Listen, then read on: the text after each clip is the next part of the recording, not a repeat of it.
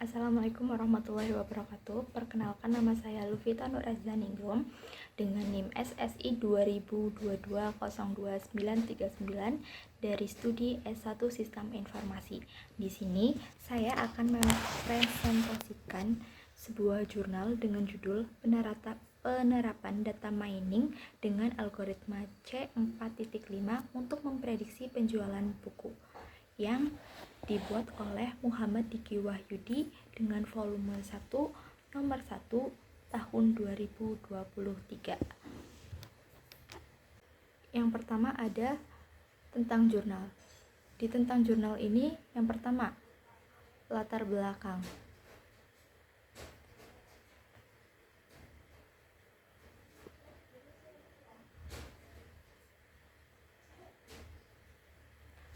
Di latar belakang ini ada 4 poin.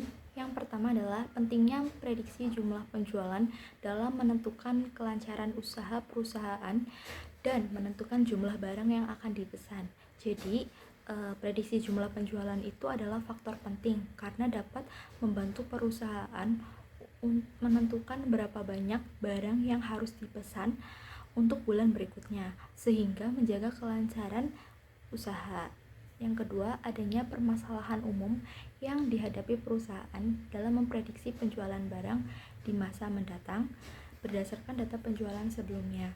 Jadi, permasalahan umum perusahaan itu biasanya banyak perusahaan yang mengalami kesulitan dalam memprediksi jumlah barang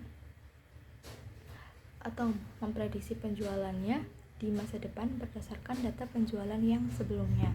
Yang ketiga, kebutuhan akan perencanaan yang efektif baik jangka panjang maupun jangka pendek yang bergantung pada peramalan permintaan produk. Jadi, pengaruh prediksi pada perencanaan penjualan yang akurat sangat penting untuk perencanaan jangka panjang atau jangka pendek. Yang terakhir, atau keempat adalah studi kasus pada pustaka Tariqul Izzah, di mana pemilik ingin mengetahui seberapa banyak penjualan di bulan berikutnya agar dapat menyiapkan barang yang cukup. Jadi, penulis ini menggunakan pustaka Tariqul Izzah ini sebagai studi kasus di mana pemilik ingin mengetahui atau memprediksi penjualan bulanan untuk mengelola stok buku secara efektif.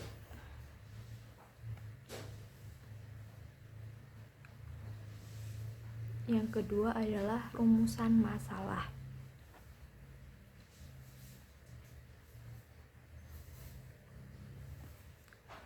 Rumusan masalah di sini adalah bagaimana memprediksi atau meramalkan penjualan barang di masa mendatang berdasarkan data penjualan sebelumnya. Jadi, rumusan masalah ini itu mengidentifikasi adanya kebutuhan untuk mengembangkan metode atau model yang dapat membantu bisnis dalam memprediksi penjualan di masa yang akan datang.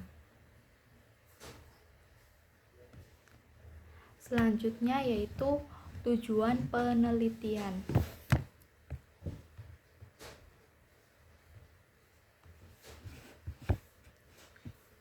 Tujuan penelitian ini yaitu 1. Mengetahui buku mana yang paling laris terjual. Yang kedua, mengetahui keakuratan prediksi, di mana tujuan pertama yaitu berkaitan dengan identifikasi produk terlaris.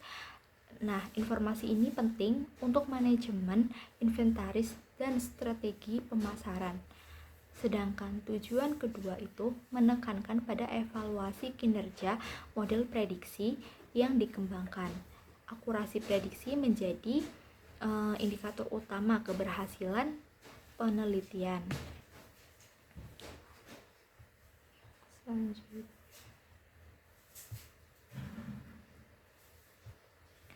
yang keempat, manfaat penelitian.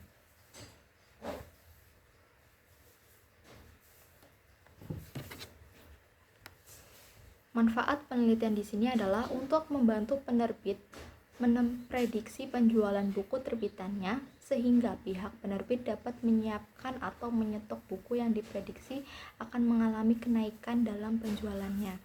Jadi, manfaat penelitiannya itu untuk membantu penerbit dalam memprediksi penjualan buku. Dengan adanya prediksi ini, penerbit dapat lebih efektif dalam menyiapkan atau menyetok buku yang diperkirakan akan mengalami peningkatan penjualannya. Yang kelima, metode penelitian.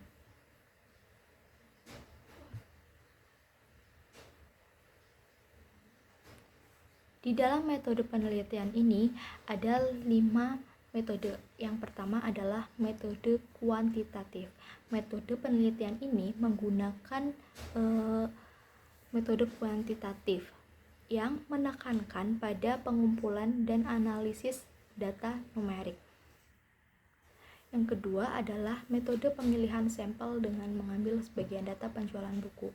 Jadi metode pemilihan sampel ini peneliti hanya mengambil dari sebagian data.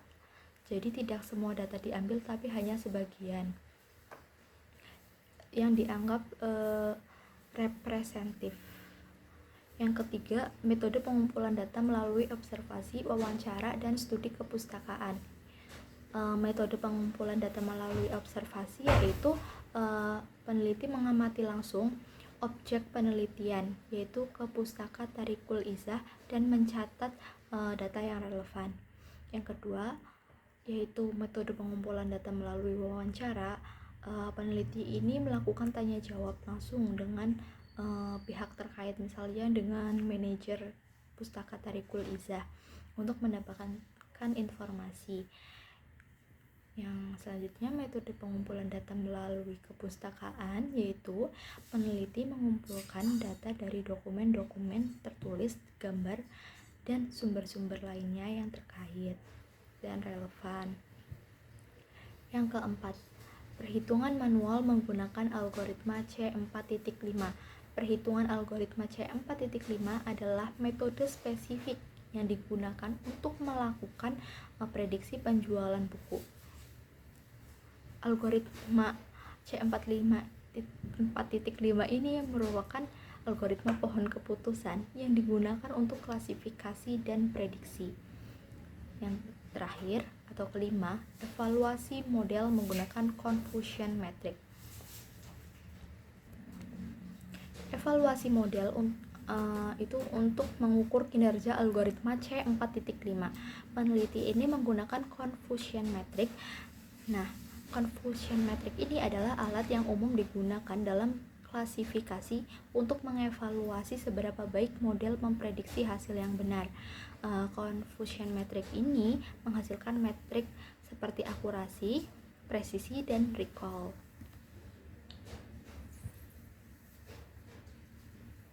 Selanjutnya, hasil penelitian dan pembahasan.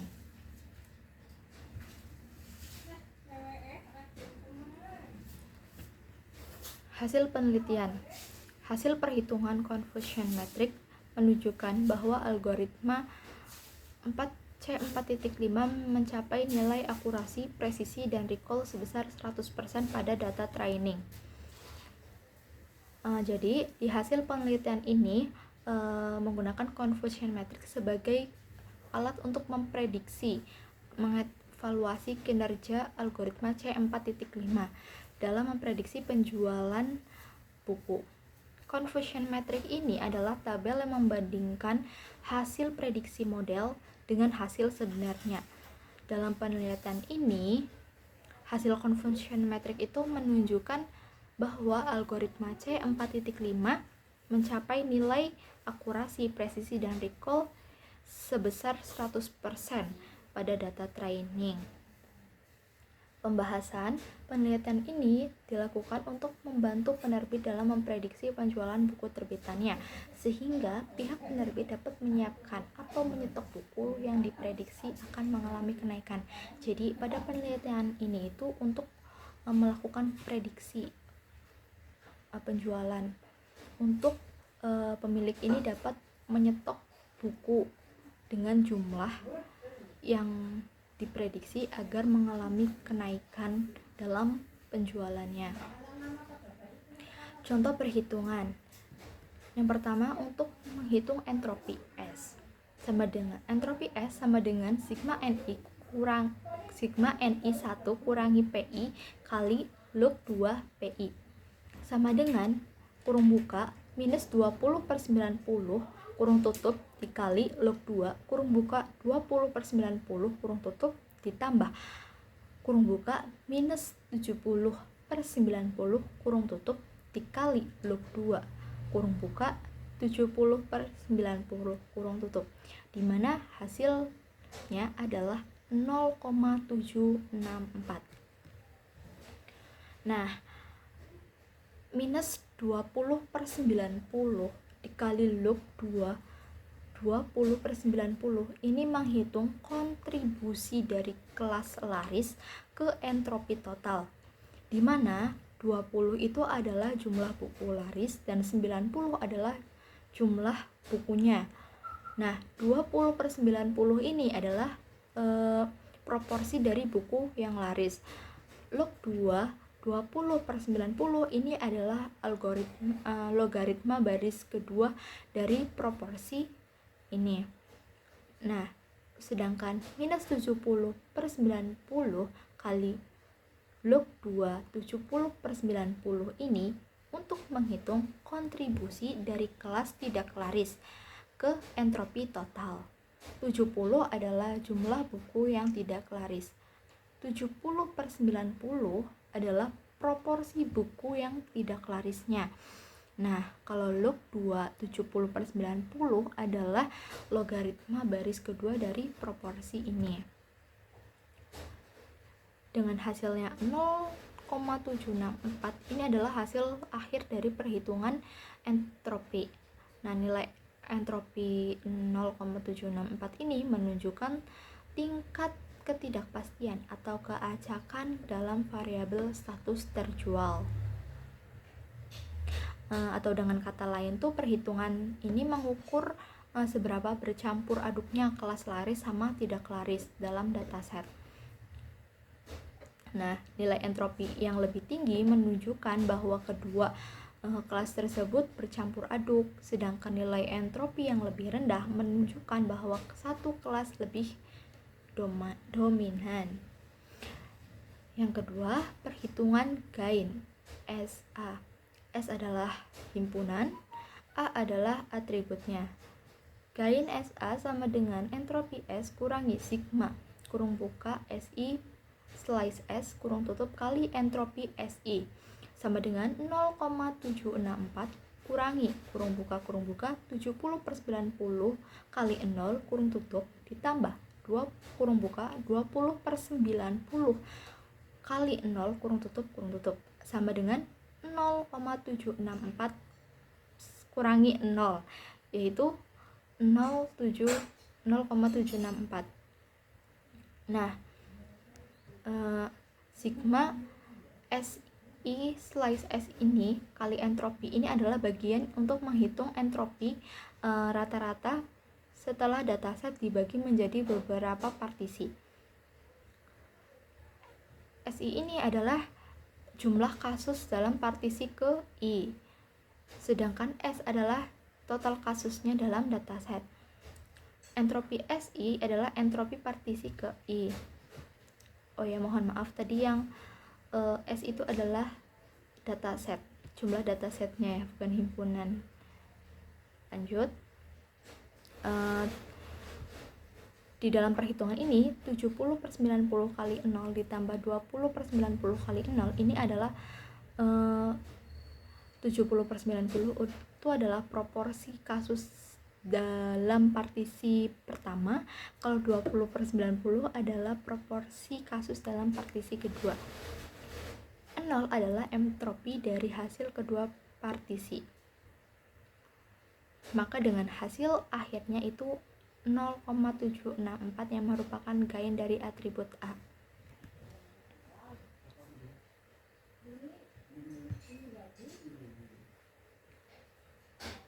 Yang ketujuh adalah diskusi.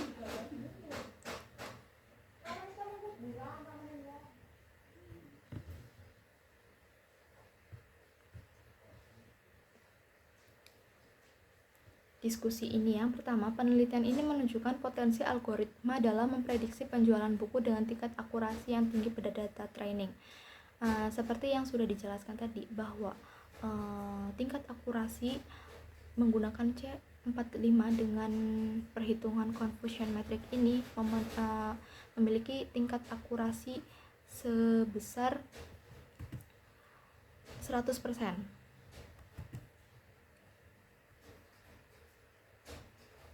Yang kedua, akurasi yang tinggi pada data training menekankan pentingnya evaluasi model pada data testing yang independen untuk menghindari overfitting. Yang ketiga, penerapan prediksi penjualan dapat memberikan manfaat signifikan bagi penerbit, memungkinkan mereka untuk mengoptimalkan manajemen inventaris, mengurangi biaya penyimpanan, dan meningkatkan kepuasan pelanggan dengan memastikan ketersediaan buku yang diminati. Yang terakhir, penelitian ini berfokus pada studi kasus Pustaka Tariqul Izzah.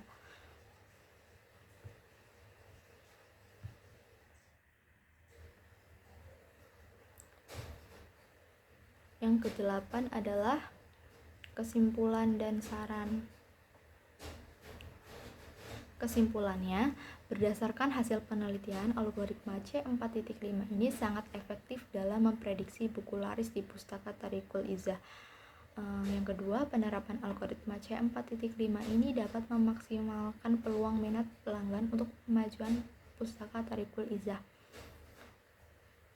Jadi untuk efektivitas algoritma C4.5 ini berdasarkan hasil evaluasi dengan confusion metric, penelitiannya menyimpulkan bahwa algoritma C4.5 ini sangat efektif dalam memprediksi buku terlaris di Pustaka Tariqul Izzah. Nah, ini didukung oleh nilai akurasi dari confusion metric, yaitu akurasi, presisi, dan recall yang sempurna pada data trainingnya. Lalu, potensi peningkatan penjualan ini, penelitian juga menyoroti potensi penerapan algoritma C4.5 untuk meningkatkan penjualan. Dengan memprediksi buku mana yang laris, Pustaka Tariqul Izzah ini dapat mengoptimalkan inventaris, strategi pemasaran, dan promosi untuk memaksimalkan peluang minat pelanggan dan mencapai kemajuan bisnisnya. Sarannya, mengembangkan sistem pendukung keputusan untuk membantu penerbit dalam membuat keputusan terkait inventaris dan penjualan. Jadi, saran di sini adalah untuk mengembangkan SPK atau sistem pendukung keputusan untuk membantu penerbit dalam membuat keputusan terkait inventaris dan penjualan, karena dengan sistem SPK ini akan mempermudah pemilik untuk melakukan prediksi penjualannya. Cukup sekian presentasi dari saya. Mohon maaf apabila ada tutur kata yang kurang berkenan. Wabillahi taufiq wal hidayah. Wassalamualaikum warahmatullahi wabarakatuh.